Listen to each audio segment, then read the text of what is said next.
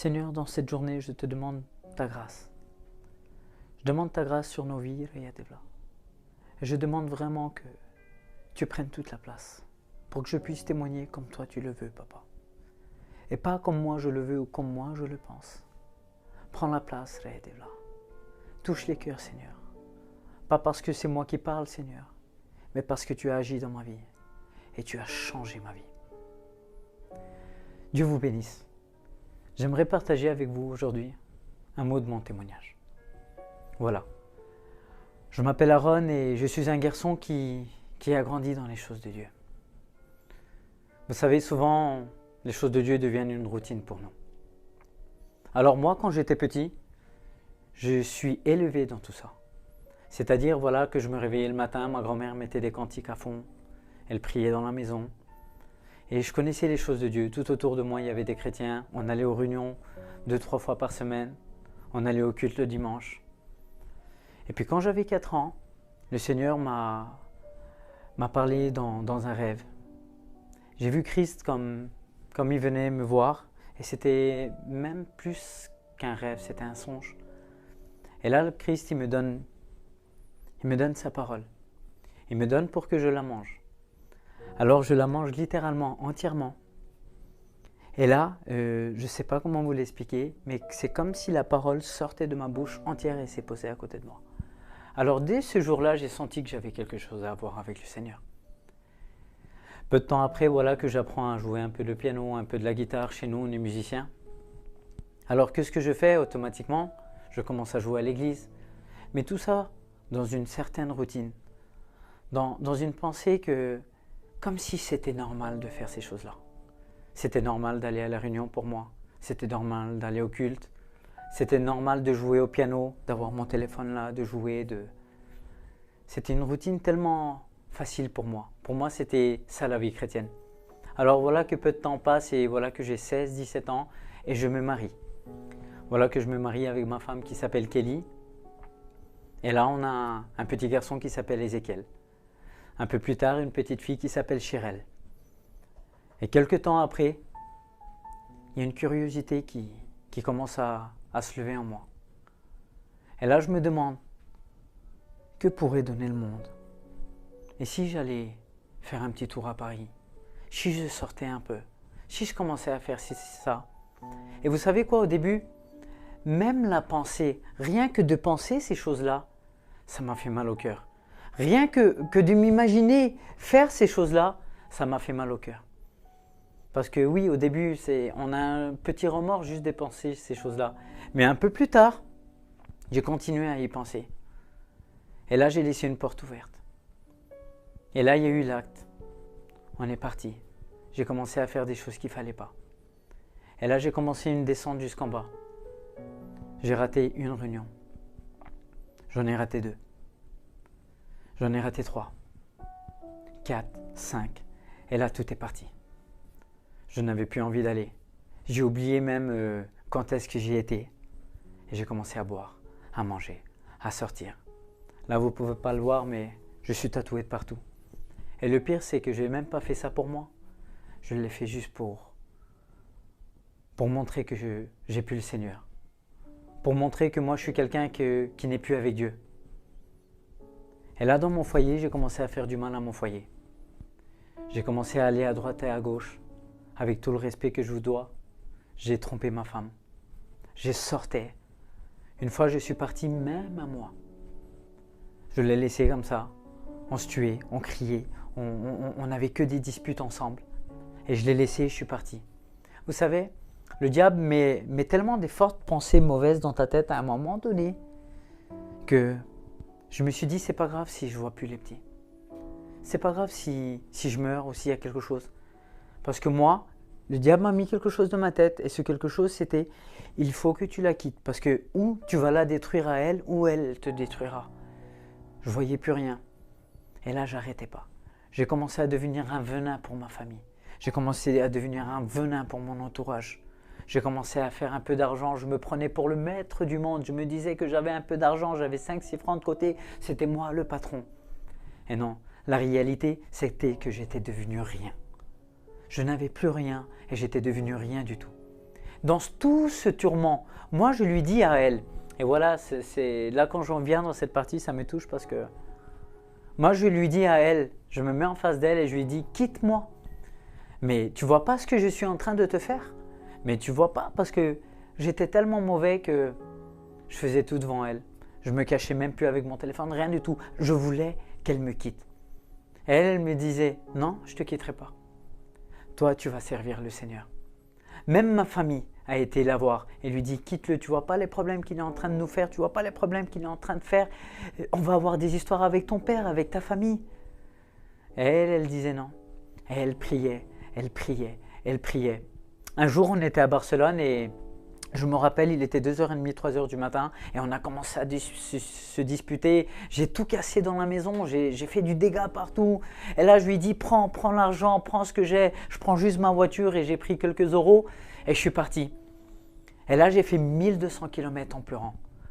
Parce que cette vie, elle ne te rend pas heureux. C'est une vie que tu en as marre d'elle. Et là, pendant que je roule, il y a une voix qui me dit, tu vois, Aaron, tu fais une fois comme ça avec le volant et tu les laisses tranquilles. Tu laisses tranquille tes petits, tu laisses tranquille ta femme, ton père, ta grand-mère, ton grand-père qui s'inquiète pour toi. Tu les laisses tous tranquilles. Alors là, j'ai voulu m'ôter la vie, mais j'ai pas pu le faire. Pourtant, j'avais envie de le faire, mais j'ai pas pu le faire. Vous savez pourquoi? Parce que pendant que j'étais dans la voiture, il y avait quelqu'un à la maison qui priait pour moi. Et c'était elle. Et vous savez ce qu'elle disait? Non, le diable, il ne l'aura pas. Non, il ne mourra pas.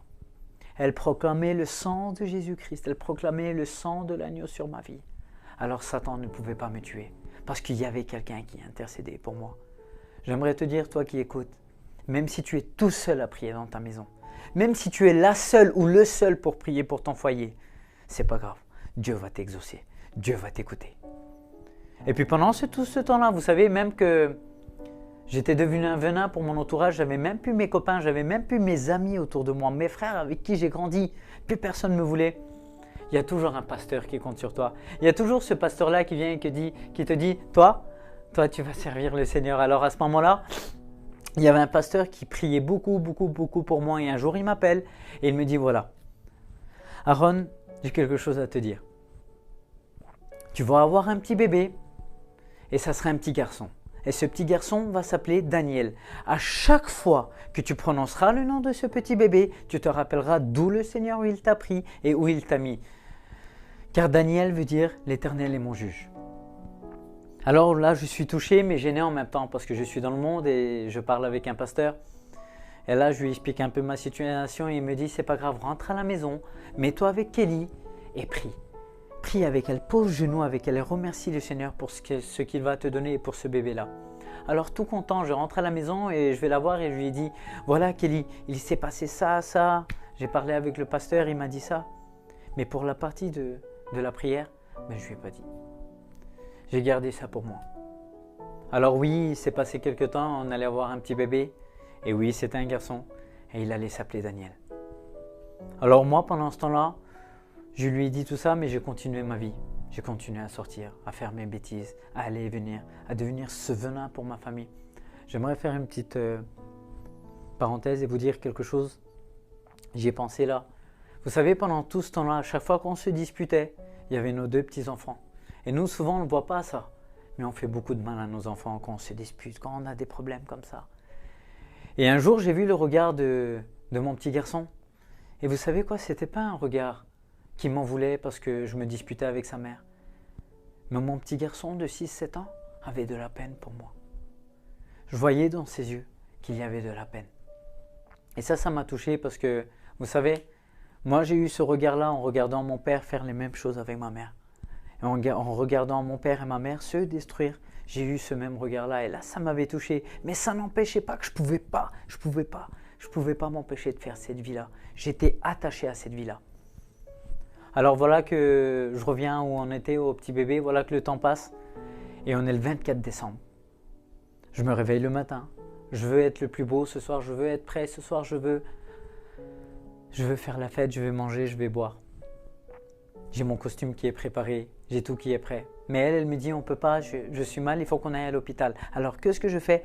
on va à l'hôpital. Mais je suis tout déçu parce que moi je voulais boire, je voulais manger, je voulais faire la ringue, je voulais danser, je voulais faire la fête.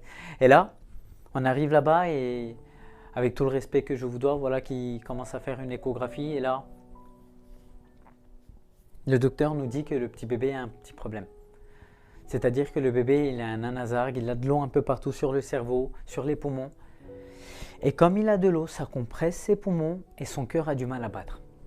Alors, ils ont dit qu'il faut faire naître le bébé absolument rapidement pour pouvoir lui mettre un petit drain et le faire naître et enlever l'eau.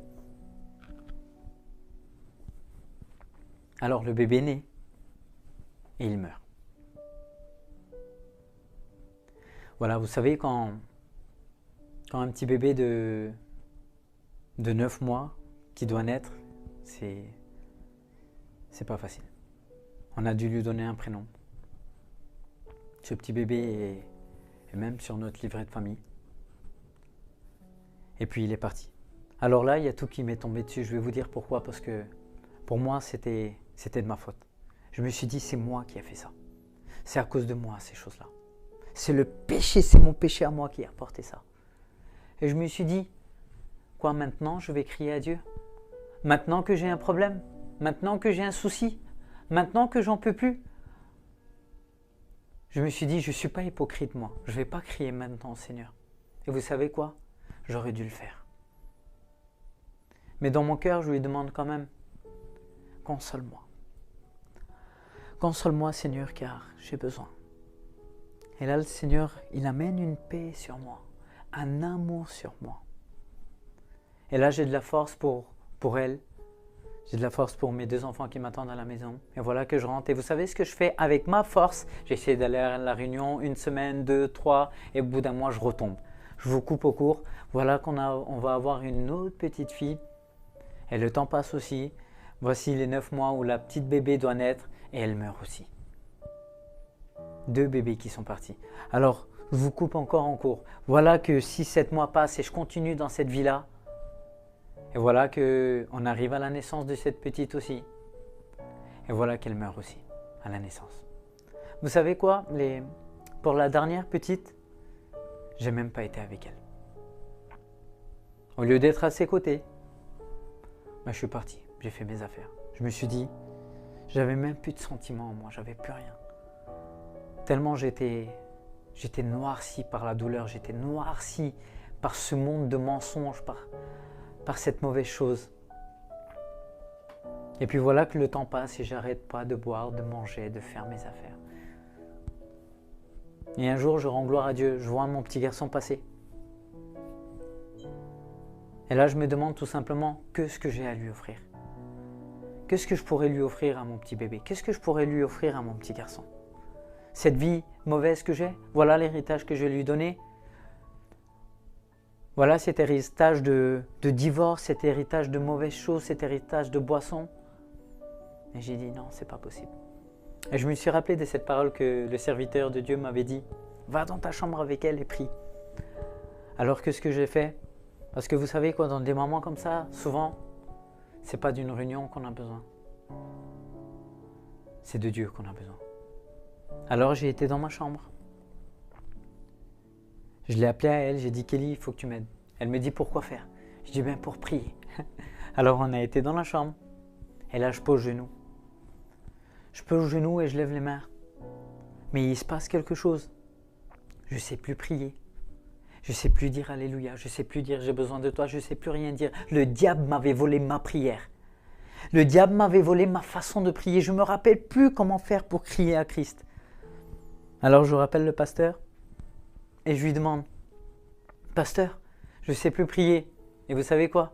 Il me dit en souriant, je le voyais sourire au téléphone, il me disait, c'est pas grave. Tu sais quoi? Tout simplement pose de genoux devant le Seigneur et répands ton cœur devant lui. Et le Saint-Esprit intercédera pour toi.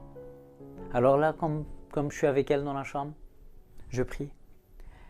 Et là, tout simplement, mes larmes coulent. Mes larmes coulent devant le Seigneur. Je répands mon cœur devant lui, je répands mon âme devant le Seigneur. Je fais ça 1 jour, 2 jours, 3 jours. Et vous savez quoi? Le 3e jour, la première parole qui est sortie de ma bouche, c'est Seigneur, je te demande pardon pour tout ce que j'ai fait dans ma vie. Et la deuxième, parce que le Seigneur il fait bien les choses, c'est qu'Élie, je te demande pardon à toi aussi. Vous savez quoi? Depuis ce jour-là, j'ai fondé mon foyer à la maison. J'ai fondé mon foyer dans le secret. Là, je vais me lever pour servir le Seigneur et je rends gloire à Dieu. Et vous savez, comme Dieu fait bien les choses et vraiment il fait bien les choses, là, il y a un an et demi de cela, Dieu m'a donné un petit garçon qui s'appelle Isaac et qui est en pleine santé.